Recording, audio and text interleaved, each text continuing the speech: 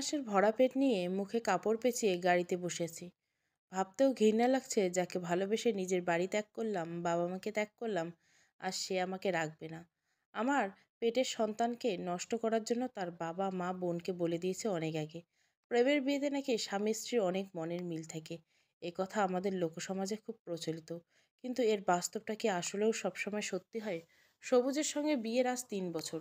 3 বছরে সবুজের সঙ্গে প্রথম 1 বছর খুব সুখে কেটেছে। আমাদের ছোট্ট টোনাটুনির সংসার খুব ভালোই কেটেছে। সবুজ টিউশনি করিয়ে যা মাইনে পেত তা দিয়ে ভালোই চলতো আমাদের। কিন্তু সবুজের সংসারে মানে আমার শ্বশুর বাড়িতে দিতে গেলে টান পড়ে যেত। সবুজের সঙ্গে টানা 1 বছর ঢাকায় 1 বছর থাকার পর এই সমস্যায় পড়ে যাই আমরা। সবুজ বাড়ির বড় ছেলে, একমাত্র উপার্জনকারী পুরুষ মানুষ, তাকে সংসারের হাল ধরতে হবে। সবুজ আমাকে এই চিন্তা করে গ্রামের বাড়িতে পাঠিয়ে দিল। সবুজের হঠাৎ বাড়িতে পাঠিয়ে দেওয়া আমার কাছে খুব খটকা লাগার মতো ছিল। আমি শহরে বেড়ে ওঠা মেয়ে, কখনো গ্রামের বাড়ি খড়ি কাঠের উনুন ধরানো চুলায় রান্না করিনি, কখনো জল থই থই পুকুরে গোসল করিনি, কখনো কড়া রোদে বাড়ির উঠোনে খড় কিংবা পাখা ধান শুকোতে দেয়নি। সেই মেয়ে আমি গ্রামে কি করে থাকবো? সকল চিন্তাভাবনাকে ঝেড়ে ফেলে স্বামীর দিকে তাকিয়ে সবুজ না বড্ড আদুরে। যখন তার কাছে আমি আমার চিন্তার কথা বলতাম, সে সহজে হেসে দিয়ে বলতো, এত চিন্তা করো না, মা আর মিনা আছে না, ওরা তোমাকে দেখে রাখবে। আমার বোন মিনাই পারে রাজ্যের যত কাজ একাই সামলাতে, বুঝলে? তুমি নতুন বউ, তারা কি তোমাকে খাটিয়ে মারবে বেশি? তারা বুঝে সব। আমার মাকে একটু মানিয়ে নিয়ে চলার চেষ্টা করে, দেখবে সব ঠিক হয়ে যাবে। আমি সবুজের মন ভুলানো কথায় তৃপ্তিতে তার বুকে মুখ গুজে থাকতাম। বয়সটা আমার বাড়লেও আবেগ আমার ছিল চঞ্চলা কিশোরী মন। প্রাণপ্রিয় স্বামীর মধুর কথায় এবং রাতের শিহরণ মাখা ভালোবাসায় ডুবে যেতাম তখন। ভুলেই যেতাম যে ভালোবাসায় আমি ডুবে আছি। সেই ভালোবাসা চিরদিনের মতো আমাকে অতল গভীরে টেনে নিয়ে যায়। না, তখন আমি এসব ভাবতাম না। সবুজের কথা মতো সবুজের সঙ্গে গ্রামের বাড়িতে এসে পড়লাম। ঢাকায় জন্ম হওয়ার বেড়ে ওঠে মেয়ে থেকে গ্রামের এসে পল্লীবধূর রূপ ধারণ করলাম। শাশুড়ি মায়ের থেকে একে একে শিখতে লাগলাম ঘর দোলার গ্রামের জীবনযাত্রার কাজ। উনি আমাকে কাজ শেখাতেন ঠিকই, কিন্তু মনের দিক দিয়ে একদম মেনে নেননি। সবুজের সামনে তিনি হয়ে উঠতেন আদর্শ শাশুড়ি। সবুজ বেরোলে তার রূপখানা যেন ঝলমলে করে বড্ড কুশ্রীদার বেমানান। আমার খুব অবাক লাগতো, এইভাবে এক মানুষ কত রূপে রূপান্বিত। ননদিনী আমার সঙ্গে খুব একটা মিশতে চাইতো না, কথাও ঠিক করে বলতো না। একদিন আমি তাকে সামনে নিয়ে বসলাম, মিনা, তুমি কি কোনো কারণে আমার উপর অসন্তুষ্ট? না, দেখো, আমি আরও হলেও মানুষ। তুমি যেভাবে চলতে পারো বা পছন্দ করো, আমি হয়তো তেমনভাবে চলি না, তাই আমাকে তুমি পছন্দ করো না। ভাবি, আমি তোমার সঙ্গে রেগে আছি, এটা তুমি কি বলছো? সেটাই তো বলছি। রেগে বা কোনো কারণে অসন্তুষ্ট থাকলে মানুষ একজন মানুষকে এড়িয়ে চলে, কিন্তু তুমি কেন আমার সঙ্গে কথা বলো না? দেখো ভাবি, এইসব কথা বলে লাভ নেই। তুমি বড়লোক ঘরে দুলালি, আমার ছোট্ট ঘর। আমার ভাই দেখতে সুন্দর হেরে আমার কোনো ভালো ঘরে বিয়ে দিলে আজকে রাজরানী হয়ে আমার মা থাকতে পারত। কিন্তু তোমাকে আমার ভাই বিয়ে করে কি করলো? একদম পালিয়ে নিয়ে আসলো বাবার বাড়ি থেকে, কিছুই নিয়ে আসেনি। তুমি এমন বেকুব মানুষ, বাবার বাড়ি থেকে পালিয়ে আসালে গহনা নিয়ে, টাকা পয়সা নিয়ে কিছু নিয়ে আসে। তুমি কিছুই নিয়ে আসোনি। অবশ্যই এতে বেকুব পরিচয় দেওয়া যায় না, বুদ্ধিমত্তার পরিচয়। ভেবেছিলে ছেলে ছাত্র হিসেবে ভালো, টিউশনি করিয়ে ভালো মাইনে পায়, এই ছেলে হাত ধরেছি, তাহলে আমি আমার বাবার সম্পত্তি কেন নেব, কেন হাত দেবো, তাই না? এই ছিল তোমার বুদ্ধি। মিনা, এগুলো তুমি বলতে পারলে? আমি তোমার ভাইকে ভালোবাসি, সেও আমাকে ভালোবাসে মিনা। এমন ভালোবাসা বাসি কত দেখেছি। ভালোবাসা বিয়ের আগে থাকে, বিয়ের পরে সব শেষ। মিনার কথায় আমি অবাকের চেয়েও হয়ে আছি। মিনা আমাকে এতগুলো কথা শুনিয়ে দিল। আমি কি সবুজের সাথে বিয়ে করে আসলেও ভুল করলাম? মিনা সেদিনের সেই কথার পর মিনা যেন আরও পিছনে পড়ে রয়েছে আমার। সবুজ বাড়িতে এলে আমি তাকে কিছুই বলতাম না। আমি শুধু চাইতাম সবুজ অন্তত বাড়িতে এসে এগুলো দেখে কষ্ট না পেয়ে বসে। কেউ না জানুক, আমি তো জানি আমার স্বামী কত কষ্ট পায় তার মা আর বোনদের চিন্তা করে। মা বোনের কষ্ট দেখলে তার খুব কষ্ট হয়। যেখানে 8-10টা ছেলে প্রেমিকাকে নিয়ে পার্ক অথবা কোনো রেস্টুরেন্টে নিয়ে রোমান্টিক কথায় মজে, সেখানে সবুজ আর আমার মধ্যে আমাদের গভীর প্রেমালাপে সবুজ তার বোন আর মায়ের কথা বলতো। আমি সেগুলো নিয়ে বিরক্ত হতাম না। যে ঘরের বড় সন্তান, তার সংসারের প্রতি মায়া থাকবে, বোনের প্রতি টান থাকবে, আমি সেখানেই কেন বাধা দিব? প্রতিটা মুহূর্ত আমার জীবন দুর্বিষহ হয়ে উঠেছিল। কথায় কথায় কোটা, আজ মিনা তো কাল শাশুড়ি মায়ের। সবুজ আজকাল বাড়িতে আসলে আমার সঙ্গে কথা বলে না। রাতের সোয়াগটুকু সে নিজের মতো কাটিয়ে আমার কাছ থেকে সরে যায়। সকাল হওয়ার পর আবার আগের মতোই চলে। আমি চাতক পাখির মতো তার দিকে চেয়ে থাকতাম কখন সে আমার দিকে ফিরে বলবে, বিভাবতী, কাছে এসো। তোমার হাতের নরম স্পর্শে আমার পিঠটা একটু মালিশ করে দাও। খুব ধরেছে পেটটা, আমার টান টান করছে। কখনো বা রাতে বলবে, বিভাবতী, এক কাপ চা নিয়ে আসো তো, ঘুমটা বড্ড বেড়েছে। আমার সবুজ আর আমাকে এই কথাগুলো বলে না। আর বলে না জানেন, আমি বুঝতে পারলাম আমার সংসারটা আর আগের মতো নেই। স্বামী নিয়ে তো সংসারে, সেই স্বামী তো আমার হলো না। সবুজের এই ব্যবহার আর এই অশান্তির মাঝে আমি এক ধরনের সুখবর পেলাম, আমি মা হব। এই খুশি বুঝি সুখ পাখি আমার কাছে ধরা দিবে। কিন্তু হায়, এই যে মরিচিকা, সুখ তো নয় গো। একদিন সবুজ ফোন করে বলল, কার সাথে ছিলি? এই বাচ্চা কার? রহিমের? ওই হারামি আমি পরে দেখব। আগে তোরে বলি, এই বাচ্চা ভালোই নষ্ট করবে, না হলে আমি তোর বাচ্চা সহকারে কবরে উঠামু। সন্ধ্যা 6টার দিকে শাশুড়ি মায়ের ঘরের সামনে এলাম আমি। এসে দেখি শাশুড়িমা আর ননদের সাথে কথা বলছেন। তোর ভাই বলছে আজকে রাতের মধ্যে দুধের সঙ্গে ঘুমের ওষুধ মিশাইয়া খাওয়াই দিতে। হাত পাগুলো দড়ি দিয়ে বেঁধে গলায় একদম প্যাঁচ দিলেই শেষ, নদীর পাড়ে ফেলে দিতে বলছে। আম্মা, আস্তে কথা বল, দেওয়ালেরও কান আছে। বিভা যেন অবাক হয়ে গেছে। সবুজ তার সঙ্গে কথা বলে না। আজ প্রায় 3 মাস হয় সবুজ তার সঙ্গে কথা বলা বন্ধ করে দিয়েছে, যোগাযোগ বন্ধ করে দিয়েছে। কিন্তু তাই বলে সন্তান সম্ভবা স্ত্রীকে সে খুন করতে বলল? বিভা সারাদিন মায়ের কাছে ফোন করেছে, মা একবারও ফোন ধরেনি। উল্টে একবার ফোন করে ইচ্ছে মতো কতগুলো কথা শুনিয়ে দিল। কেন ফোন করছিস মা? আমাকে ক্ষমা করো মা। ক্ষমা তো দূর থাক, তুই যেন এহে জীবনে কখনো সুখের দেখা না পাস, এই অভিশাপ আমি তোকে দিচ্ছি। তোর সন্তান যেন তোর এই পাপের ভাগীদার হয়। কষ্টে কষ্টে মরবি। যেদিন দেখবি নিজের সন্তান তোর অবাধ্য হতে গিয়ে, তোর বিরুদ্ধে গিয়ে কোনো কাজ করে, আমি দোয়া করি তোর মতো কলঙ্কিনী মেয়ে যেন কোনো সংসারে জন্ম না হয়। আমার সন্তান হয়ে তুই আমাকে এত বড় ধোকা দিলি। এতগুলো মানুষের সামনে তুই আমার নাক কাটলি। তোর মরা মুখও যেন আমার সামনে না পড়ে। মা। মোবাইলের সংযোগ বিচ্ছিন্ন। জন্ম দেওয়া মা আজও মুখ ফিরিয়ে নিল বিভার কাছ থেকে। সত্যি বিভা কলঙ্কিনী, না হলে মায়ের কথা না শুনে আবেগের বশবর্তী হয়ে এমন কিছু করতেই পারতো না। যারে এত ভালোবাসো, যারে করো দেহদান, দিন শেষে সে কি চায় তোমার এই ইহকাল? যারে এত দাও সুখ, যারে করো তৃপ্তি, দিন শেষে সে ঠিকই তোমারই হয়েছে অসন্তুষ্ট। কে রইল স্বামী, কে রইল কার? এই শেষে তুমি শুধু তোমার, এই জগৎ জুড়ে নামেই সম্পর্কের জাল।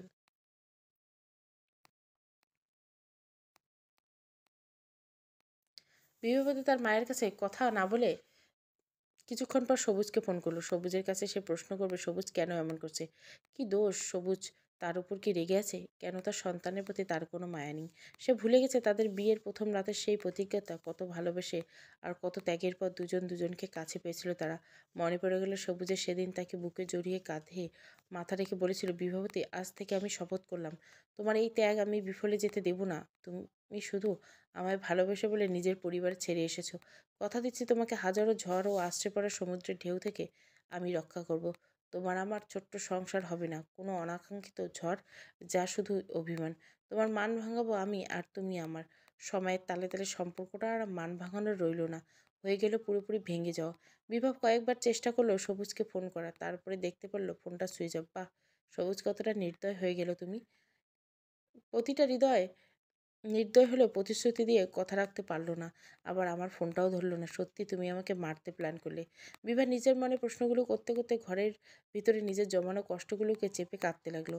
সন্ধ্যাবেলায় অনেকটা কষ্ট করে মুখে কাপড় পেঁচিয়ে বাড়ি থেকে বেরিয়ে গেল। আশেপাশে ভালো করে দেখলো। এই গ্রামে প্রথম পা দেওয়া সবুজের সঙ্গে। সবুজ কত হাসি খুশি ছিল সেদিন। সারা গ্রাম সে বিভার হাত ধরে দেখিয়ে দিচ্ছিল কোথায় কোন বাড়ি, কোথায় তাদের জায়গা সব। আর সেই সবুজের ঠিকানা কিনা তাকে ছাড়তে হচ্ছে চিরজীবনের জন্য। বাসের সামনে সিটে বসে আছে বিভা। খুব কষ্ট হচ্ছে তার। পুরোটা পথ হেঁটে এসেছে সে। গলা শুকিয়ে কাঠ, গা গুলিয়ে আসছে তার। বাসের ভিড়ে নানা লোকের ভিড়। সবাই যে যার মতো তাদের গন্তব্যে পৌঁছাবে। সে কোথায় যাবে, কোথায় কি করবে? গাড়ি চলতে শুরু করলো। ময়মনসিংহ গাফরাও থেকে ঢাকাগামী বাসে সে রওনা দিছে। ভিড় এবং লোক সমাগমের কারণে বাসে হরহর করে বমি করে দিল সে। পাশের সিটে বৃদ্ধা মহিলা তার সামনে দাঁড়িয়ে বলল, নাও মা, পানি খাও। বমি করে একদম শরীর দুর্বল হয়ে গেছে। এই সময় এভাবে চলাচল করা উচিত না। ঢাকায় কেউ আছে তোমার? একা একা যাচ্ছ? বিভার বড় কষ্ট হচ্ছে কথা বলতে। কোনো রকম শ্বাস ফেলে বলল, আমার কেউ নেই আন্টি। মা, কোনো সমস্যা হয়েছে তোমার? না মানে কিছু মনে করো না মা, আমিও মা, তোমার বয়সী আমার মেয়ে আছে, দুটো ছেলে আছে। তুমি নিশ্চিন্তে বলতে পারো এমন কিচ্ছু হয়নি। আচ্ছা ঠিক আছে বুঝলাম কিছু হয়নি। সেই কখন থেকে দেখছি তুমি বমি করছো। শরীর তো দুর্বল হয়ে পড়বে তোমার। এই নাও পানিটা নিয়ে মুখটা ধুয়ে ফেলো। বিভা মুখ ধুয়ে নিলে উনি বিভাকে ওনার ব্যাগে থাকা রুটি আর সবজি খেতে দিলেন। আমি সুগারের রুগী, দুবেলা রুটি খেয়ে থাকি। ব্যাগে করে নিয়ে এসেছি রুটিগুলো। ঢাকায় বড় ছেলের বাসায় যাচ্ছি, ভাবলাম তুমি আছো, একসঙ্গে খেয়ে নিই বলো। বলতে বলতে ভদ্রমহিলা তাকে খেতে দিলেন রুটিগুলো। বিভা রুটি মুখে দিয়ে খেতে পারছে না। গলা দিয়ে এই খাবার যে তার রুচবে না। বিভা একটা রুটি ছিঁড়ে সবজি দিয়ে খেয়ে আর খেতে পারল না। চোখের সামনে ভাসমান হতে লাগলো তার মায়ের চেহারা। মাও তো সে খেতে না চাইলেও রুটি ছিঁড়ে ছিঁড়ে খাইয়ে দিত। স্কুল বা কলেজের সময়গুলোতে বিভার ব্যস্ততম দিনগুলোতে নিজে হাতে খাইয়ে দিতেন তিনি। সেই মা কিনা আজ আর মায়ের জায়গায় নেই। মা আজ তাকে অভিশাপ দিয়ে দূরে সরিয়ে দিচ্ছে। বাসের সিটে হেলান দিয়ে বসেছে বিভা।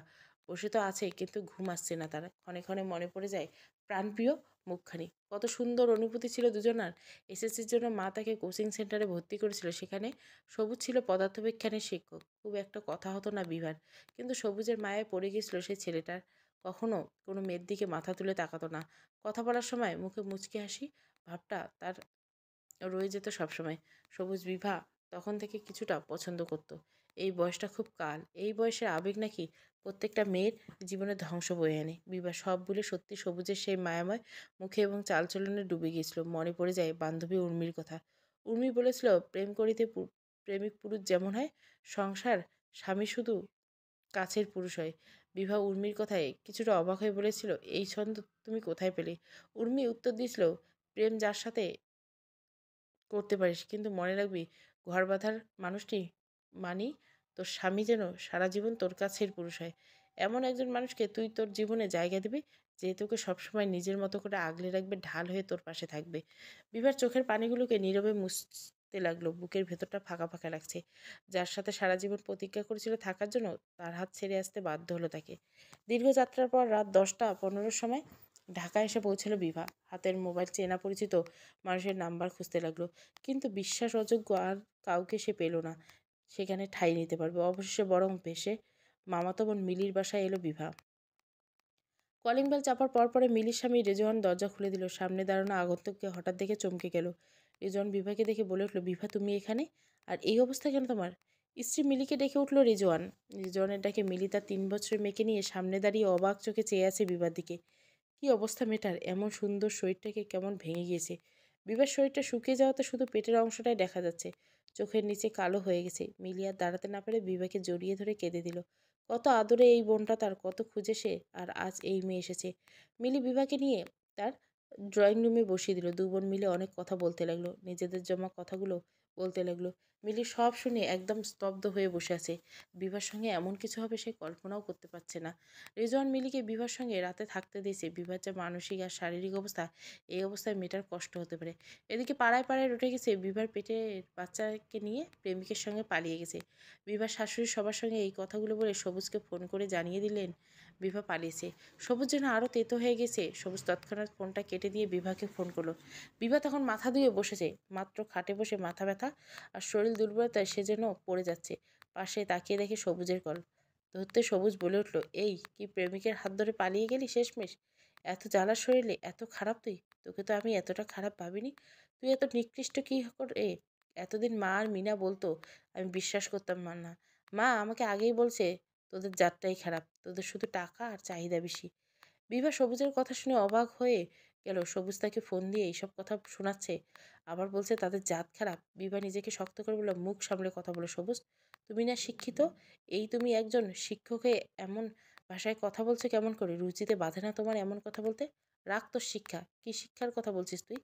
আমার অবর্তমানে অন্য পুরুষের সঙ্গে থেকে এই বাচ্চা যে হলো, এই বাচ্চা না তোকে নষ্ট করতে বললাম? তুই এই রহিম রায়হানের সঙ্গে পালিয়ে যাস নাই তো? রায়হান আর মনে ধরে না। আমি জানতাম তো এগুলো তোরাই করিস। আমি এখন তোর সামনে থাকলে কি করতাম জানিস? তোকে আমি খুনের ভয় আমাকে আর দেখাতে এসো না সবুজ। আমার আর কেউ নেই। আমি বুঝে গেছি দুনিয়া চলতে গেলে তোমাদের মতো আপনজন লাগে না। আমি নিজেই বাঁচবো আমার সন্তান নিয়ে। পস্তাবে তুমি, তোমার মা। আল্লাহ না করুক এমন একদিন আসবে, পথে পথে ঘুরে বেড়াবে। একদিন সুখের জন্য হয়তো আল্লাহ তোমাকে একদিনও সুখ তোমার কপালে দিবে না। হয়তো বললাম, অভিশাপ দিলাম না, কারণ তুমি আমাকে ভুলে গেলেও আমি তোমাকে স্বামী হিসেবে মেনে নিয়েছিলাম। বিভা কাঁদতে কাঁদতে দেখলো সবুজের ফোনের সংযোগ বিচ্ছিন্ন। ফোনটা আছড়ে ফেলে সে কাঁদতে লাগলো। এই জীবনটা রেখেই কী লাভ? কিচ্ছু নেই, তার কিছু নেই। সারাটা রাত বিভা এপাশ ওপাশ করে শুতে চেষ্টা করলো। এই সময়টা একটা মেয়ের জীবনে কতটা যন্ত্রণা তা ভাষায় প্রকাশ করলো না। পাশ ফিরে দেখলো মিলি ঘুমাচ্ছে। মিলিকে আর জ্বালানো না। মিলির দিকে তাকিয়ে ভাবতে লাগলো, মিলির সাজানো সংসার কখনো কোনো ঝামেলা হয় না। রেজওয়ান খুব ভালো মানুষ। বিভা যখন এইচএসসি দিচ্ছিল তখন মিলির পেটে মিলির মেয়েটা গর্ভাবস্থায় রেজওয়ান তার অনেক খেয়াল রেখেছে। মিলির স্বামী রেজওয়ান একটা বেসরকারি প্রতিষ্ঠানে চাকরি করে। হাতে সময় না পেলেও যেটুকু কেয়ার করতো তাতেই যথেষ্ট ছিল। বাড়ি থেকে কাজের মেয়ে আনার পরও রেজওয়ান প্রতিটা প্রতিদিন প্রায় ১ ঘন্টা পর পর ফোন করে খোঁজ নিয়ে জানতো মিলি কী খাচ্ছে, মিলি কী করছে। ৫ মিনিটে ভরসা দেওয়া আর খোঁজ নেওয়ার ফোনগুলো ঘন্টার পর ঘন্টা কাজ করে যেত। মিলির মুখে হাসি দেখা যেত, সঙ্গে ফুটে উঠতো একটা লজ্জা।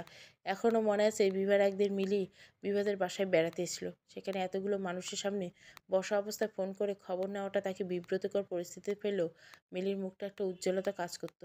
বিভা কিছুটা খিচিয়ে বসলো। আর শরীরটা কেমন করছে, এমন করছে কেন? কিছুক্ষণ নড়েচড়ে বিছানায় আবার শুয়ে পড়ল বিভা। রাত প্রায় ৩টা উঠেই বসলো। ঘুম আর আসে না। তখন না হয় তাহাজ্জুদের নামাজ পড়া যায়। রাতের বেলা উঠে উজু করে নামাজ পড়ে নিল সে। নামাজ পড়ে কিছুক্ষণ সূরা দোয়া পাঠ করতে লাগলো। নিজম রাত্রির ইবাদত নাকি রব্বুল আলামিনের নিকট সবচেয়ে বেশি পছন্দ। বিভার সূরা দোয়া পড়তে পড়তে দেখলো ফজরের আজান ধ্বনি আসছে।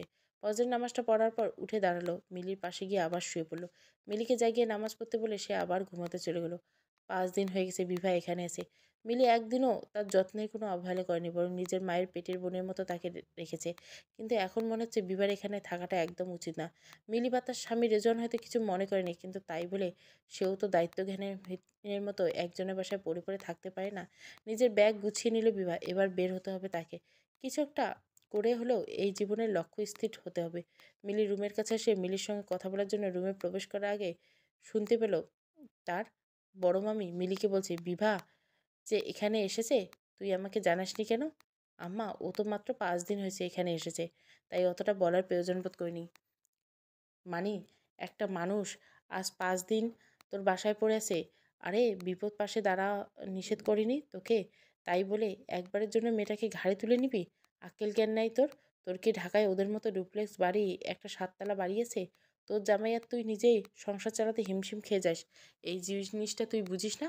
জামাই সারাদিন চাকরি খেটে আসে, তুই তো চাকরি করিস না। ওরও তো কম খাটনি না এত টাকা রোজগার করা। কিছু বুঝতে চেষ্টা কর। ওর বাবা মা আজ রেগে আছে, কাল ওদের সামনে গেলে রাগ ভেঙে যাবে। একটা মাত্র মেয়ে, তাদের ওর কপালেই সব আছে। তুই কেন এসব ঝামেলায় জড়াতে চাস? আম্মা, ফুপুকে অনেক কথা শুনিয়েছে। ফুপু তো ওকে রাখতেই দিবে না, তাহলে ও কোথায় যাবে?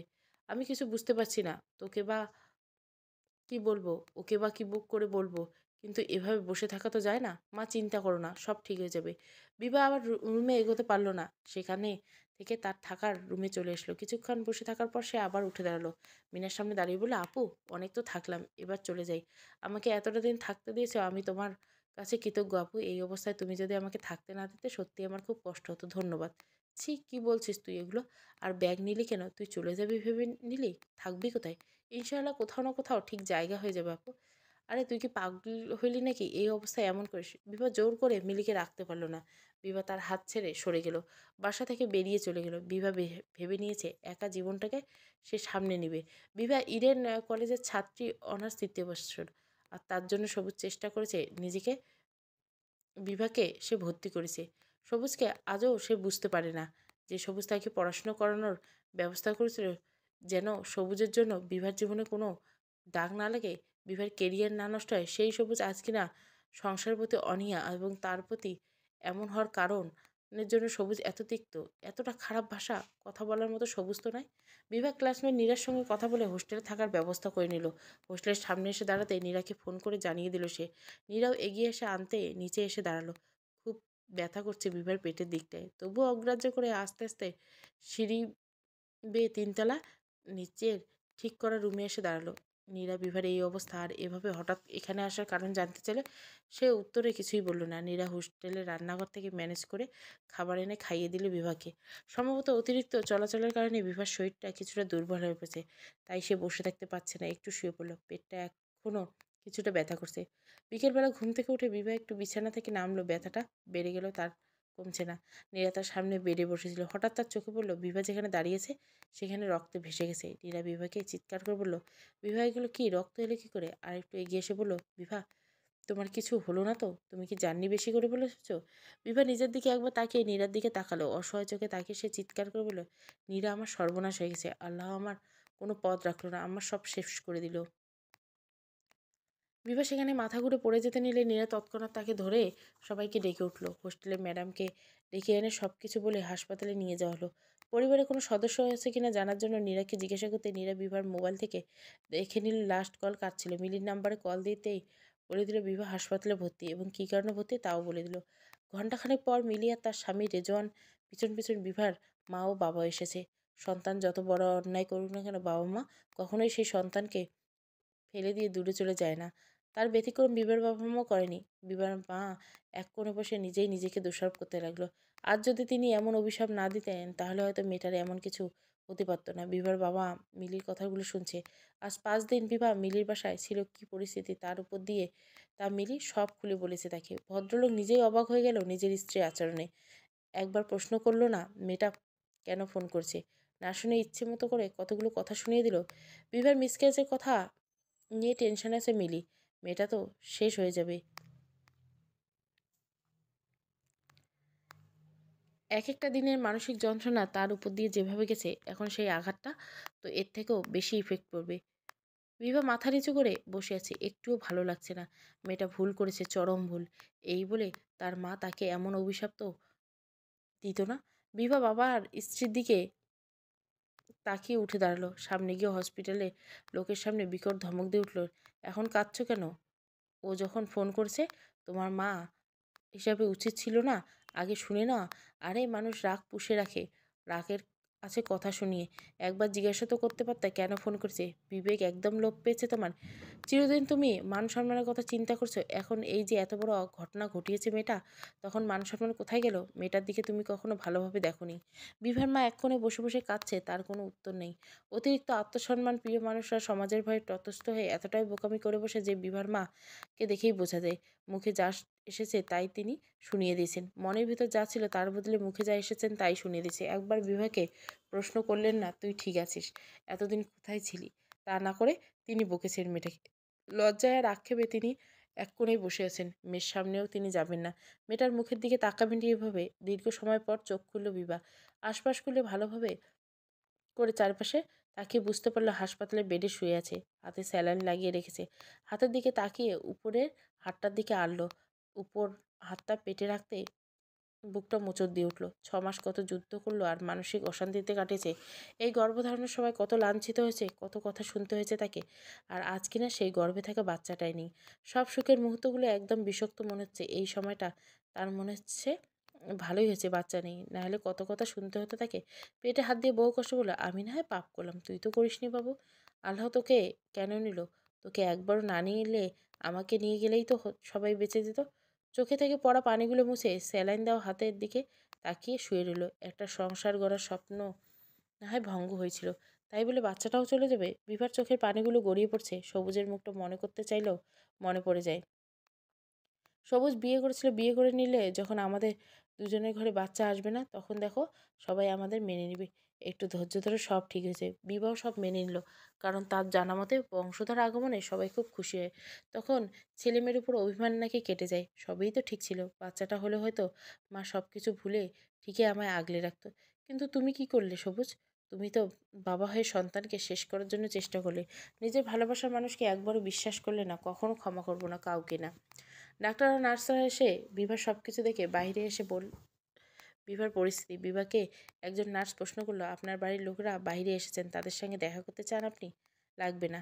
আপনার বোন এসেছে, সঙ্গে বাচ্চা নিয়ে অনেক কান্নাকাটি করছে। বোনের কথা শুনে বিভা কিছুটা নরম হলো। মিলি এসেছে, মিলি আপাই তো আসবে, আর কে আসবে? বিভা কিছুটা সময় চুপ থেকে বলল, ডাকুন। মিলি কেবিনে এসে দেখলো বিভা চোখ খুলে শুয়ে আছে। মিলি তার সামনে গিয়ে দাঁড়িয়ে রইল। কিছু বলার তার সাহস হচ্ছে না। বিভা চারিদিকে ফিরে দুর্বল গলা বলল, আপা তুমি? মিলি বিভার দিকে তাকাতে পারল না। বিভার দিক থেকে ফিরে অন্যদিকে ফিরে টুকরে কেঁদে দিল। এই বিভা কত আদরের ছিল, কত যত্নে রাখতো তাকে সবাই। সেই বিভার জীবনটা এতটা অগোছালো হয়ে যাবে ভাবতে পারিনি। বিভা দিকে তাকিয়ে বলল, কাঁদছো কেন মিলি আপু? আমার যা হওয়ার তাই হয়েছে। আমার বাচ্চাটা না উপরে ঠিকই আছে। এই দুনিয়া তার জন্য খুব কষ্টের ছিল। যেখানে তার নিজের বাবাই হিংস্র জানোয়ার, সেখানে সে কি করে বাঁচবে? কেঁদো না আপু, একটু দোয়া করো আমার বাবুটার জন্য। আচ্ছা তোমরা কি জানো সে ছেলে না মেয়ে? আমার কি ভাগ্য দেখেছো? আমার সন্তান ধারণ ক্ষমতা থেকেও সন্তান ভূমিষ্ঠ হতেই পারল না আগে, সেই সন্তান শেষ করে দিলাম। চুপ কর, চুপ কর বিভা। কোনো মা তার সন্তানকে স্বেচ্ছায় শেষ করে না? ওর ভাগ্যে ছিল সব ওকে নিয়ে। এসব বলিস না বোন, আল্লাহ অসন্তুষ্ট হবে। মিলি বিভাকে শান্ত করতে লাগলো, বোঝাতে লাগলো। বিভা বিছানায় শুয়ে শুয়ে কেঁদেই যাচ্ছে। মিলি কোনোভাবে বিভাকে শান্ত করিয়ে বাইরে এসে ইতিমধ্যে তার মা বাবা এসেছে বিভাকে দেখতে। মিলি তার মাকে দেখা মাত্র বলতে শুরু করলো, বিভার আজ যা হয়েছে তার জন্য আমরাও দোষী মা। আমি তখন তোমার সঙ্গে ফোনে লাউড স্পিকারে এইভাবে কথা বলছিলাম। আমার তো মনে হচ্ছে বিভা কোনোভাবে ওইসব কথা শুনে লজ্জায় বাড়ি থেকে বেরিয়ে গেছিল। কেন ওই সময় আমি একটু ভুল করলাম? কেন আমি ফোনের স্পিকার কমালাম না? এখন তো আমি নিজেই নিজের ভিতরে ভিতরে শেষ হয়ে যাচ্ছি। কেন এত বড় ভুল করলাম? এতটুকু একটা মেয়ে, মেয়েটা আর কি যন্ত্রণা ভোগ করবে, আর কত সহ্য করবে? আর সে ধাক্কা পেল, সেই তাই তো তাকে শেষ করে দিবে। মিলির চিন্তা দেখে রেজওয়ান তাকে শান্ত করতে লাগলো। বিভার বাবা এসে ফোন দিচ্ছে। তার যত উচ্চপদস্থ বন্ধু আছে তাদের ফোন লাগিয়ে বলতে লাগলেন কিভাবে সবুজকে ধরবেন। এতদিন রাগের কারণে বিভার দিকে ফিরেও না তাকিয়ে দেখেনি। কিন্তু বিভার এই করুণ জীবনের কাহিনী শুনে তিনি চুপ করে থাকতে পারেন না। এর বিহিত তার জানা আছে। বিভার সঙ্গে মিলি, রেজওয়ান, নীরা এসে দেখা করে গেছে। দেখা করেনি বিভার মা, বিভার বাবাও আসেনি তার সাথে দেখা করতে। বাইরে বসেছিল তারা, লজ্জা করেছে মেয়ের কাছে যেতে। যেখানে মেয়েকে একসময় অপমান করেছিল সেখানে নিজেরাই যেন লজ্জায় পড়ে গেল। সবুজকে বাড়ি ফিরে রাইহানকে ডেকে আনলো। রাইহানের কলার চেপে দিল, ওকে নিয়ে কোথায় রেখেছিস? ও তুই তো যাসনি? আচ্ছা সেই কথা বাদ দিলাম। এটা বল তোর সাথে কখন থেকে সম্পর্ক শুরু হয়েছে? রাইহান কিছুটা অবাক হয়ে বলল, সম্পর্ক? কার সঙ্গে? ওমা তোর ভাবির সঙ্গে। ভাবির সঙ্গে তোর গভীর সম্পর্ক? ভাবি এটা সেটা লাগলে দিয়ে যাস। মিনার জিনিসের থেকেও ভাবির জিনিসের আগে এনে দেওয়া তোর তাগেদা বেশি। ভাবিকে তুই এত ভালোবাসিস? কলার ছাড়েন। কি বললি? কলার ছাড়েন বলতেছি। কি করবি তুই? রাইহান সজোরে সবুজকে একটা ধাক্কা দিয়ে মাটিতে ফেলে দিল। মুখ সামলে কথা বলবি। সামনে দিয়ে কথা বলছি বলে গায়ের উপর হাত তুলতে আসবি না। মুখ কিন্তু আমারও আছে। কাকে নিয়ে আজে বাজে কথা বলা শুরু করছস?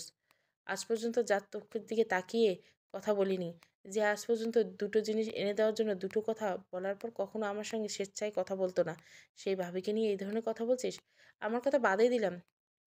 আমি পর আমার চরিত্রের দোষ ধরেই নিলেন। এতদিন একটা মানুষের সঙ্গে থেকেও বুঝতে পারিনি ভাই। ছি!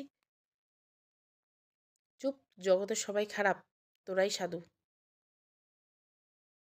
আমরা সাধু বটে, আপনার মতো বিচার না করে হুট করে কোনো কাজ করি না। একবারও ভেবে দেখছিলেন ভাবি এখন কি অবস্থায় আছে, কোথায় আছে, কি করছেন এই মুহূর্তে? কিচ্ছু জানি না। এই অবস্থায় একটা মেয়ে আজ প্রায় ৮ দিন নিখোঁজ। একদিনও আপনি ওনার খোঁজ করেননি। কীভাবে পারলেন এতটা দিন তার খোঁজ না নিয়ে থাকতে? মেয়েটা শহর থেকে এসেছিল শুধু আপনার কথা রাখার জন্য। অন্য মেয়েরা যেখানে একটা স্টেপ নিতে গেলে হাজারবার ভাবে, সেখানে কতটা সরল মনের মেয়েটা আপনার কাছে এসেছিল। আর আপনি কিনা মেয়েটাকে না বুঝে মা আর বোনের কথা শুনে তাকে তাড়িয়ে দিলেন। মা আর বোনের কথা শুনে মানে? কি বলতে চাস? আমি আমার বোনের কথা শুনে যদি চলি তোর সমস্যা কি?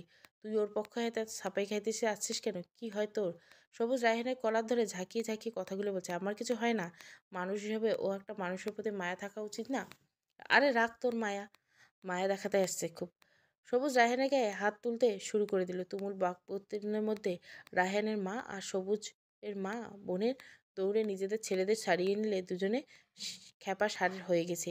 সবুজকে জোর করে মিনা টেনে এলো। মিনা রায়হানকে দেখে জ্বলে পুড়ে যাচ্ছে, কি দরদ! মিনা সেদিকে পাত্তা না দিয়ে বলে, ভাইয়া ওদের কথা শুনিস না।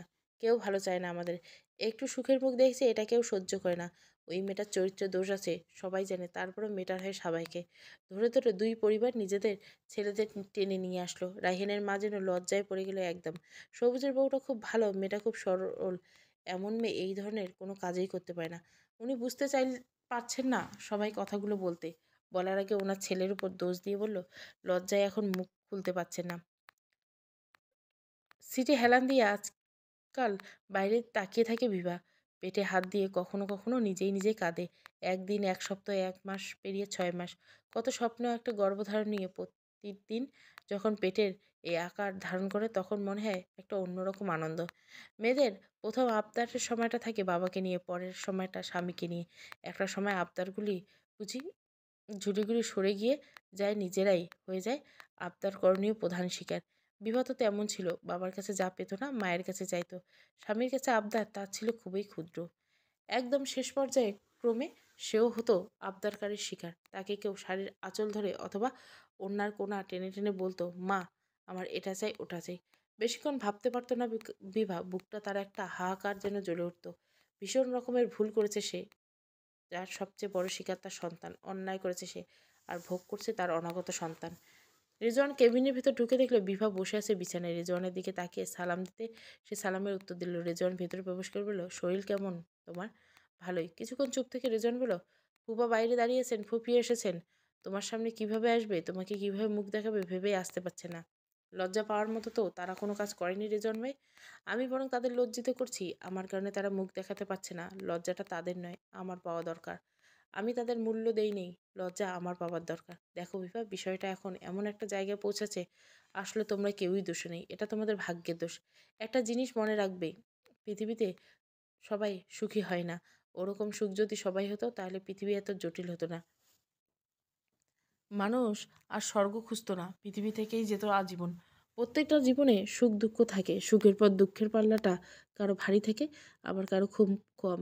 এই যে এখন তুমি যে পরিস্থিতিতে আছো, হয়তো সামনে তোমার জন্য এর চেয়ে ভালো কিছু আছে। আমার জন্য আর বিশেষ ভালো কিছু আসবে না রেজওয়ান ভাই। আমার সুখ আমি অনেক আগেই হারিয়ে ফেলেছি। আমার কপালে আর সুখ আসবে না। যাদের নিয়ে জীবনে সুখের চিন্তা করছি তারাই নেই জীবনে। আমার আর কি সুখ থাকবে রেজওয়ান ভাই? রেজওয়ান আর আমার উত্তর দিতে পারল না। মেয়েটা কতটা গম্ভীর হয়েছে। হেসে হেসে দুষ্টু মিষ্টি কথা বলা মেয়েটা আর হাসে না। এই তো বছর পাঁচেক বছর বয়স আগে, বছর 16 কি 17 বছর কিশোরী, তখন দুষ্টুমি করতো, মিষ্টি হেসে সবার সাথে কথা বলতো। প্রত্যেকটা কথাই ছিল একদম সরলতা মিশ্রিত। হঠাৎ রেজওয়ানের মনে হলো, কেন বারবার সরল মনের মানুষগুলো যত বিপদে পড়ে।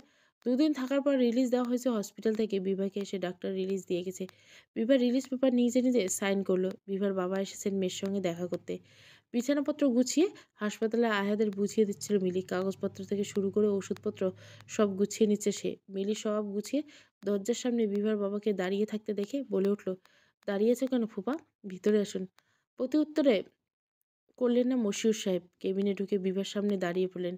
বিভা তখন বারান্দায় পাশে একটা চেয়ারে বসেছিল। খুব মলিন চেহারার, বাইরে চেয়ে আসে। মশিউর সাহেব গলাটা একেবারে পরিষ্কার করে ঝেড়ে ডেকে উঠলেন, বিভা মা। আজ 3 বছর বাদে বিভার সঙ্গে মা নামে সুন্দর একটা ডাক শুনতে পেল বিভা। খুব করুণ একটা ডাক। বাবা খুব কষ্টে আছেন। মলিন হওয়া চেহারা নিয়ে পেছনে ফিরে দেখে তার বাবা মশিউর রহমান চেয়ে আছে। বারান্দার দিকে ফিরে বলল, জি বাবা বলো। আমার দিকে তাকিয়ে কথা বলবি না? আমি কি এতটাই খারাপ? বিভা পিছনে ফিরে অবাক চোখে তাকালো বাবার দিকে। তারপর কি হলো? সে ওই চেয়ার থেকে উঠে বাবাকে দৌড়ে জড়িয়ে ধরলো। 3 বছর পর আজ মেয়েটা তাকে জড়িয়ে ধরছে বুঝতে মশিউর রহমানের বুকটা খুব কেমন ভরে উঠল। বিভা কান্না করছে বাবার মুখে মাথা দিয়ে। সেই কান্না কোনো অভিমান মিশ্রিত কান্না নয়। বুক ভাসিয়ে হেঁচকি দিয়ে দিয়ে কাঁদছে সে। মশিউর সাহেব বুকে মাথা দিয়ে সে কেঁদে কেঁদে বলছে, বাবা তুমি খারাপ না, আমি খারাপ। আমি তোমার সন্তান হয়েও সন্তানের দায়িত্ব পালন করতে পারিনি। তোমার বিশ্বাসের মূল্যায়ন না করে আমি চলে গেছিলাম। জানো তো বাবা, আমি একটা কথা বেশ বুঝতে পারলাম। তোমাদের বুক খালি করছি বলে হয়তো আমার সন্তান আমার কাছে নেই। আমার কলিজার টুকরো আমার কাছে নেই। আমি খুব বড় অন্যায় করছি। এখন আমার সব সময় মনে হয় এই জীবনে আমার আর তেমন কিছু হবে না। কাঁদতে কাঁদতে বিভা খানিকটা চুপ হয়ে গেল। বাবা আমি কাকে নিয়ে বাঁচবো? যার জন্য আমি সব ছেড়ে পালিয়ে এসেছি সেই তো নেই। তোমার আর মায়ের অশ্রুর কারণ আমার এমন হয়নি। বাবা আমার 6 মাস গর্ভে থাকা সন্তান নেই বলে আমার এমন হাহাকার লাগছে। তোমার তো 18 বছর মানুষ করা সন্তান ছিলাম আমি। কত আদর তুমি আমাকে স্নেহ করেছো, কত স্নেহ, কত মায়া মমতায় তুমি আমায় লালন পালন করেছো। তোমার তো এর থেকে বেশি কষ্ট হওয়ার ছিল। আমি তোমাদের এত বড় আঘাত করে ফেললাম, নিজের অজান্তে এত বড় আঘাত তোমাদের করে ফেললাম, যারা সাজা আমি সারা জীবন বয়ে বেড়াবো। মশিউর সাহেব কোনো প্রতিউত্তর করলেন না। মেয়ের মাথা বুকে চেপে ধরে বলতে লাগলেন, শান্ত হও তুমি, শান্ত হও। তুই ভুল করছিস, নিজের অজান্তে করছিস। জেনে বুঝে কেউ ভুল করে না। আমার খুব কষ্ট হচ্ছিল যেদিন তুই হঠাৎ আমাকে ফোন করে বলছিস তুই বিয়ে করে নিছিস। আমাকে না জানিয়ে হঠাৎ করে এমন কিছু করবি আমি ভাবতে পারিনি। শত হলো তুই আমার একমাত্র সন্তান। তোর কিছু হলে বা কিছু শুনলে আমার খুব কষ্ট হতো। তুই যদি আমাদের জানিয়ে দিতিস তোর ভালোবাসার মানুষ আছে, আমি কারো কথা শুনতাম না। তোকে হয়তো তার কাছেই বিয়ে দিয়ে দিতাম। কিন্তু তুই ভুলটা করলি আমাকে না জানিয়ে, কথাটা গোপন করে ওকে নিয়ে পালিয়ে গিয়ে। বিভা বাবার দিকে তাকিয়ে দীর্ঘশ্বাস ছাড়ল। কত বড় ভুল সে করল সে নিজেই জানে না। আজ তার একটা ভুলের জন্য তার জীবনটা ধ্বংস হয়ে গেল। বিভার বাবা হাসপাতালে যাবতীয় কাগজপত্র সব ঠিক করে মেয়েকে নিয়ে ফিরছেন বাড়িতে। পথে বাবার বাড়িতে বাবার বুকের উপর মাথা দিয়ে বাইরে তাকিয়ে আছে। রমনা পার্কে আজ বুঝি কোনো অনুষ্ঠান। হঠাৎ মোবাইল হাতে নিয়ে দেখলো আজ ভ্যালেন্টাইন ডে। রমণীরা নিজেদের সঙ্গীদের হাত ধরে বসে আছে, হাতে ফুল নিয়ে যে যার মতো হাঁটতে। বিভা ভাবতে লাগলো, এমন করে সেও তো একবার কলেজ ফাঁকি দিয়ে সবুজের সঙ্গে এই পার্কে এসেছিল। কত কথা সেদিন তারা নিজেদের মধ্যে বলাবলি করেছিল। কথার ঝুড়ির সেদিন দুজনের শেষ হচ্ছিল না। আজ দুজন দুই প্রান্তে। বিভা বাবার চোখের আড়ালে চোখের পানিটা মুছে মনে মনে বলল, ভুল করেছিলাম, ভুলের মাসুল দিলাম। আর কখনো তোমার স্মৃতি মনের মাঝে আনবো না। এটাই শেষ। ভালো থেকো তুমি। তোমার আর আমার সম্পর্কে শেষ আমি আজ থেকেই শুরু করব। ৩ বছর বাদে নিজ বাড়িতে পা দিয়েছে বিভা। ডুপ্লেক্স করা বাড়ি, মশির সাহেব কত শখ করে বাড়িটি। বিভা মাত্র ১ মাস ছিল বাড়িটিতে, নতুন বাড়িটি এটা। পুরনো বাড়িটা ৭ তলা, ওটা পুরোটাই ভাড়া দেওয়া হয়েছে।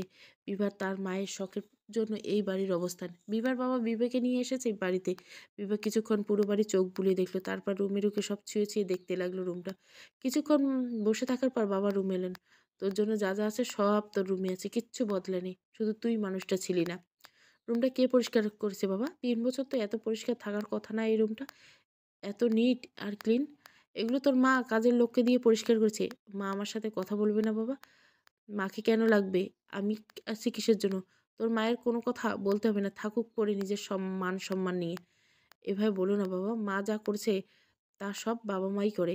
আমি ভুল করেছি তাই মা আমার উপর রেগে আছে। সব ঠিক হয়ে যাবে। মশিউর রহমান চুপ করে রইলেন। এর মাঝে বিভা বলে উঠল, বাবা একটা কথা বলার ছিল, বল। আমি সবুজকে ডিভোর্স দিতে চাই, যত তাড়াতাড়ি পারি এই সম্পর্কটা মিটমাট করতে ফেলতে। এভাবে ঝুলে থাকতে পারি না। তুই যা ভালো ভাবিস তাই। আমি তোকে কোনো বাধা দেব না। তাহলে কালকেই ব্যবস্থা করো সবকিছুর। আমি জীবনটাকে নিজের মতো করে গুছিয়ে নেব। অবশ্যই পারবি। আমি তাহলে কালকে কথা বলছি আর সব কাগজপত্র ঠিক করছি। বিবাহ এসেছে ২ দিন হয়ে গেল। এর মধ্যে ডিভোর্সের কাগজপত্র সবকিছু পাঠিয়ে দিয়েছে সাইন করে।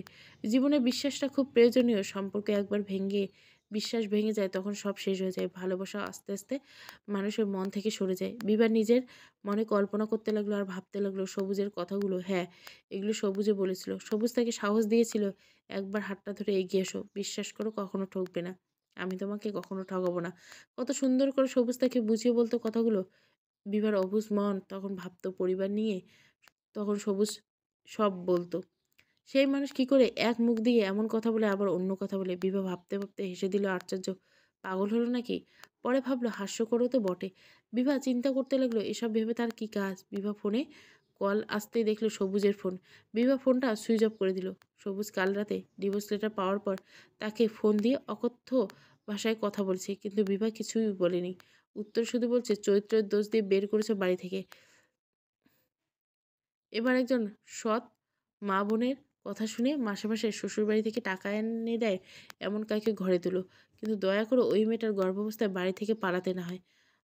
মানে খুন করার পরিকল্পনাটা করা অন্তত নিও না। আর তোমার নিজের সন্তান তো একদমই না। আমি খুন করতে চেয়েছি? কি বলতে চাও এসব? প্রশ্নটা আমাকে করো না, বিবেককে করো। উত্তর পেয়ে যাবে, রাখলাম। সবুজ বিভার কথাগুলো শুনে কিছুটা অবাক হলো। পরে আবার রেগেমেগে সে মেয়েটাকে তাকে খুনি বলল। বিভার এমন হুট করে ডিভোর্স দেওয়াটা তার হজম হচ্ছে না। এতটা পরিমাণ সাহস একটা মেয়ের! পরে আবার ফোন করলে ফোনটা বন্ধ। মায়ের সঙ্গে কথা বলার পর বিভার প্রতি রেগে উঠল সে। মায়ের কিছু কথা শুনে সে ডিভোর্স পেপারে সাইন করে দিল। রাখবে না সে বিভাকে। এনজিওতে যোগ দিয়েছে বিভা। উদ্দেশ্য নিজেকে একটু ব্যস্ত রাখার। বাসায় বসে থাকলে সারাদিন তার অবচেতন মন সবসময় বাচ্চার কথা ভাবে। বাচ্চাটা একটু একটু করে বেড়ে উঠছিল, ওকে নিয়ে তো সারাটা জীবন অনায়াসে কাটিয়ে দিতে পারত। কিন্তু সেই সন্তান আজও নেই। বিভা সেসব থেকে নিজেকে আড়াল করে এই জন্য এনজিওতে জয়েন করছে। ছোটোখাটো একটা এনজিওতে জয়েন দিয়েছে বলে আজ বিভা বাইরে আসতে পেরেছে। এনজিওর কাজ কিছুটা বাইরে বেরিয়ে কত অসহায় শিশুদের কাছে তাকে ঘুরতে হয়েছে। শরীর দুর্বলতার ছাপ নিয়ে ঘুরছে, পুরো শরীর দুর্বল, তবুও সে ঘরে থাকবে না। রাতটুকু তার জন্য বিষাক্ত রূপ ধারণ করে। এই যে কটা দিন কতখানি বালিশ ভিজিয়েছে চোখের জলে তা হয়তো কেউ দেখেনি, কিন্তু সে তো জানে ভিতরে ভিতরে কতটা সে গুমড়ে মরে। জানলার গ্রিল ধরে ফোনে কথা বলছে বিভা। একটু আগে সে বাড়িতে ফিরছে।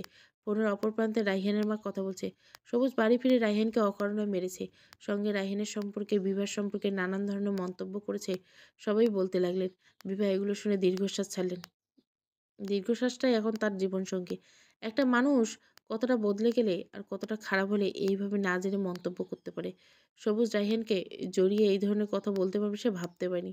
কথা বলতে বলতে তিনি হঠাৎ প্রশ্ন করলেন, আর কি ফিরবে না সবুজের সংসারে? তুমি কি সবুজকে ডিভোর্স দিয়ে দিচ্ছ? বিভার উত্তর, ভেঙে যাওয়া জিনিস হয়তো জোড়া দেওয়া যায় না, বিশ্বাসও কখনো জোড়া দেওয়া যায় না চাচি। এভাবে সম্পর্কটা শেষ হয়ে যাবে ভাবতেই নেই। আল্লাহ তোমাকে সুখে রাখুক মা, আল্লাহর বিচার করবে দেখো। ওদের কারো আল্লাহ সুখে রাখবে না। তোমার মতো সহজ সরল মাইয়ের সাথে যারা এরকম করেছে তারা কোনোদিনও সুখে থাকতে পারবে না। দেখো তুমি নিজেও জীবনে সুখে শান্তিতে ঘর করতে পারবে। বিভা প্রত্যুত্তরে হেসে দিল, এই জীবনে মানুষ কেন বারবার সুখের কথাটাই উচ্চারণ করে? জীবনের সুখের জন্য বিয়েটা কি সব? বিভা ফোনটা কেটে দিয়ে এগিয়ে এসে সোফায় বসে পড়ল। খানিকটা অশান্ত মনকে শান্ত করার জন্য বিভা গান ছেড়ে দিল। খানিকটা প্রশান্তির প্রয়োজন এই মুহূর্তে। এই কষ্টের মুহূর্তটাকে ভুলতে হলে প্রশান্তির দরকার। দেখতে দেখতে মাসখানেক পেরিয়ে গেল বিভার বাড়িতে আসার পর। বিভার মা নিজেই বিভার সামনে আসেন না কথা বলতে। বিবাহ সারাদিন বাইরে বাইরে কাটিয়ে দেয়। বাড়িতে যাওয়ার কোনো ইচ্ছে নেই। সারাদিন বাইরে থেকে রাতটা তার বাড়িতে কাটে। কখনো সময় করে ভার্সিটি যেতে হয় তাকে, সময়টাকে নিজের মতো কাটাচ্ছে। বাড়িতে এলে বাবাই তাকে সময় দিচ্ছে। মায়ের সঙ্গে কথা বলতে চাইলেও মা কিছুটা ইচ্ছে করে পাশ কাটিয়েছেন। মনে হয় তার ভিতরে রাগের পরিমাণ করা কিছু এখনো আছে। এই তো সেদিন ডাইনিং টেবিলে বসে বাবার সঙ্গে কথা বলতে বলতে বিভা মাকে ডেকে বলে, মা তুমি আমাদের সঙ্গে খাবে না? উত্তরে তিনি কিছু বললেন না। চুপচাপ বাবা মায়ের খাবার বেড়ে পাশের রুমে চলে গেলেন। বিভা মায়ের চলে যাওয়ার দিকে তাকিয়ে আর একটা দীর্ঘশ্বাস পেলেন। আশা অবধি না সে কথা বলছে না মা কথা বলছে। বিভা কি করবে কিছুই বুঝতে পারছে না।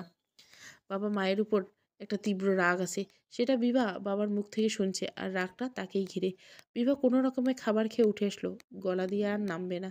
পাড়াপড়শির মধ্যে একটা নিত্য নতুন টপিক থাকে। পাড়ায় কিছু এ ঘর থেকে ও ঘর হলে হইচই পড়ে যায়। বিভা ফিরে আসার পর কিছুটা আলোচনা হলো, কমে গিয়েছে এখন। আবার সেই কথা উঠেছে, কিন্তু এবার বিভের বিয়ে নিয়ে নয়। বিভার কি বিয়ে হবে না? ডিভোর্স মেয়েদের নাকি এখন নতুন একটা নিয়ম বেড়েছে। শর্ট ডিভোর্সি মেয়েদের বিয়ে করতে অসুবিধা নেই, লং ডিভোর্সি মেয়েদের বিয়ে করতে অসুবিধা। রিসেন্ট বা ২-১ বছরের মধ্যে ডিভোর্স হয়েছে তাদের তাড়াতাড়ি বিয়ে দিলে ভালো, পরে নাকি ভালো ছেলে পাওয়া যায় না। এখন সবার মুখে সেটাই চলছে, যত তাড়াতাড়ি সম্ভব বিয়ের ব্যবস্থা করতে। পাত্র দেখা শুরু করে দিচ্ছেন বিভের মা। কথাগুলো মিথ্যে না, ইদানিং তাই হচ্ছে। বিবাহের জন্য আজ তিনি একটি বিয়ের ঘর নিয়ে ঘটক আছেন। ছেলে আগে একবার বাগদান হয়েছিল, সব ঠিক ছিল, কিন্তু সমস্যা ছিল মেয়েটাকে নিয়ে। মেয়েটা বিয়ের ঠিক হওয়ার মধ্যে পছন্দের ছেলের সঙ্গে পালিয়ে গেছে। বিবাহের জন্য অন্তত খারাপ হবে না। ছেলেপক্ষ থেকে ডিভোর্সের কোনো সমস্যা নেই শুনে তিনি রাজি হয়ে গেছেন। এসে দেখা যাক মেয়েকে। মেয়ে তো তার সার্বিক দুর্বল নয়, যথেষ্ট স্বাবলম্বী। বিভারও কিছু কাজ কমেছে। কাজ সেরে বাড়ি এসে দেখলো মা সব গুছিয়ে নিচ্ছে। বিভা আসতে তিনি তাকে ডেকে বললেন, রেডি হয়ে নে, লোক আসছে দেখতে। বিভা কিছুটা অবাক হয়ে বলল, কারা আসছে দেখতে আর কেন? তোকে দেখতে এসেছে। ছেলে একটা ভালো কোম্পানিতে আছে। ছেলেরা একটু নরম মনের মেয়ে, আর কিছু না। মা আমি এই মুহূর্তে কোনো বিয়ে করতে পারবো না। বিয়ের কথা বললেই বিয়ে হয়ে যায় না, রেডি হয়ে নে। বিভা মায়ের কথায় পরিপাটি হয়ে সেখানে গেল। রুমে প্রবেশ করে সে খানিকটা লজ্জিত হয়ে পড়ল। ছেলের সঙ্গে এসেছে, বাবা মা বোন জামাই। এত লোকের সামনে বিভা কিছুটা অস্বস্তি নিয়ে পড়ল। এতগুলো লোক তার দিকে চেয়ে আছে। বিভা কারো মুখের দিকে ভালো করে তাকাতে পারল না। উপস্থিত লোকজন এক একজন এক এক কথা বলছে। বিভা মাথা নিচু করে সব উত্তর দিয়ে যাচ্ছে। ইচ্ছার বিরুদ্ধে সব করতে হচ্ছে তার। চুপচাপ শুনে যাচ্ছে। পরিস্থিতি সবাই যেন বিভার মায়ের অথিত আর বিভাকে পছন্দ হয়েছে। আর কিছুটা মনে হলো ছেলের বাবা আর ছেলের বোন জামাইয়ের কথায়। বিভা অস্বস্তি নিয়ে উঠতে চাইলেও পাচ্ছে না। অনেকটা সময় পর ছেলের পক্ষ থেকে তার দুলাভাই বলে উঠলেন, আপনি এখন ভেতরে যেতে পারেন। স্বস্তি পেয়ে উঠে চলে গেল বিভা। বিরক্ত লাগছে তার এভাবে পাত্রপক্ষের সামনে বসে তাকে তাদের কথার মতো জবাব দিতে। ড্রয়িং রুম জুড়ে কথা চলছে। এর মধ্যে ছেলেকে বিভার রুমে পাঠিয়ে দেওয়া হলো। বিভা রুমে এসে ছেলেটি একটি চেয়ারে বসে পড়ল। বিভা পাশে থাকা সোফায় বসতে ছেলেটি গলাটা পরিষ্কার করে নিল। বিভা মাথা নিচু করে রেখেছে। ছেলেদের সঙ্গে কথা বলার ইচ্ছে নেই। যা ছিল ওই একজনের জন্যই ছিল। এই একজনকে নিয়ে মন থেকে মেনে নিয়েছিল। বিভা কোনো কথা বলছে না। ছেলেটাও মনে হয় অস্বস্তিতে পড়ছে। সে কথাটা নিচু গলায় বলল, আপনার নামটা কি? নাম তো ওই রুমে বলেছি। একবার, আবারও বলতে হবে?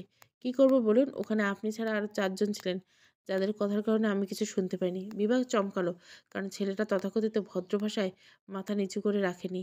এখানে এসে ছেলেটা মাথা উঁচু করে তার সামনে মুচকি, মুচকি হাসছিল। এখন একদম হাসতে, হাসতে বলল। বিভা কিছু বলল না। এবার ছেলেটা বলে উঠল, "আপনার কোনো সমস্যা থাকলে একটা কথা বলবো?" বলুন।" "আমার মনে হয় আপনি এই বিয়েতে রাজি নন।" "কেন মনে হলো আপনার?" "কারণ আপনার মুখটা কেমন চুপসে গেছে, অনেকটা রাইসার মতো। আমি যখন ওর সঙ্গে কথা বলতে চাইতাম, ও ততদিনে মন খারাপ করে বসে থাকতো। আপনাকে কে বলল মন খারাপ করে বসে থাকলে মেয়েরা অসন্তুষ্ট থাকে? সচরাচর সব মেয়ে তো এভাবে থাকে। তাহলে আপনি কি করে বুঝবেন তার মনের অবস্থা?" কথাটা মন্দ নয়, তবে আমার মনে হলো। আচ্ছা যাই হোক, আপনার একটা জিনিস আমার ভালো লাগে। তা হলো আপনি অন্য মেয়েদের মতো চুপ করে সাধু সেজে বসে থাকেননি। একদম শক্ত জবাব দিচ্ছেন। বিভা খুব একটা কথা বলল না। ছেলেটি এবার বলল, "একটা জিনিস লক্ষ্য করেছেন? আশা অবধি আমি এত কথা বললাম, আপনি কিছুই বললেন না। তার মানে আপনি রাজি নন এই বিয়েতে। আমার ধারণা ঠিক।" বিভা শক্ত চোখে তাকিয়ে রইল ছেলেটার দিকে। ছেলেটাই মা বিভার মায়ের দিকে তাকিয়ে বলে উঠলেন, "আপনার মেয়ের নাকি কি সমস্যা ছিল?" "কি সমস্যা ছিল ওর?" "শ্বশুরের সঙ্গে বনিবনা হতো না, নাকি জামাই পছন্দ করতো না?" "আসলে আমার মেয়ে একটা ভুল করেছিল। মেয়েটা খুব ছোট্ট তো, না বুঝে বিয়ে করেছিল। সেই সংসারে তার শাশুড়ি বা ননদ কেউ সুবিধার ছিল না। পালিয়ে বিয়ে করেছিল? মানে প্রেমের বিয়ে ছিল?" "জি আপা।" মহিলা কিছু একটা ইশারা করলেন মেয়ে জামাইকে আর স্বামীকে। প্রায় ১০ মিনিট পর উঠে পড়লেন তারা। বিভার রুম থেকে ছেলেটিকে ডেকে এলেন। বিভা এতক্ষণে ছেলেটির নাম শুনতে পারলেন। ছেলেটির নাম সায়েম। সায়েম ছেলেটা বিভার মুখের দিকে তাকিয়ে একটা মুচকি এসে চলে যাচ্ছেন। বিভাকে ডেকে তারা কথা বলে চলে যাচ্ছে, কিন্তু সায়েমের মা বিভাদের সঙ্গে আর বেশি কথা বললেন না। তাদের বিদায় করে বিভা বারান্দায় এলো। গাড়িতে ওঠার আগে সায়েমের মা খুব কড়া স্বরে বললেন, "মান সম্মান নিয়ে টানাটানি হবে এমন মেয়েকে বিয়ে করলে মেয়ের অভাব পড়েনি। যে মেয়ে বাবা মায়ের না জানাই গিয়ে অন্য ছেলের হাত ধরে পালিয়ে বিয়ে করে, মেয়ে স্বামীর সংসার ফেলাইয়া পরপুরুষের সঙ্গে চলে যেতে দ্বিতীয়বার ভাবে না।" বিভা চট করে বারান্দা থেকে সরে গেল। ছি, একটা লজ্জা।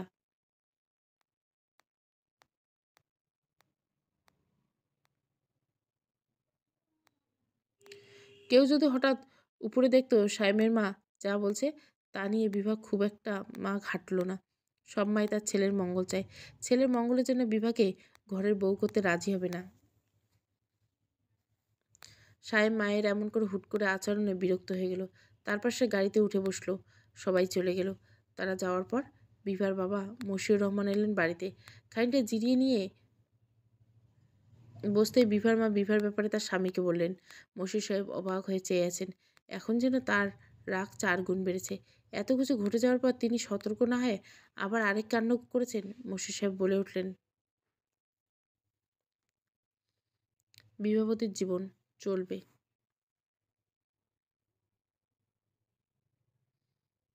টোটাল ৩টা পর্ব আছে। এটা ১ম পর্ব, ২য় পর্ব, ৩য় পর্ব।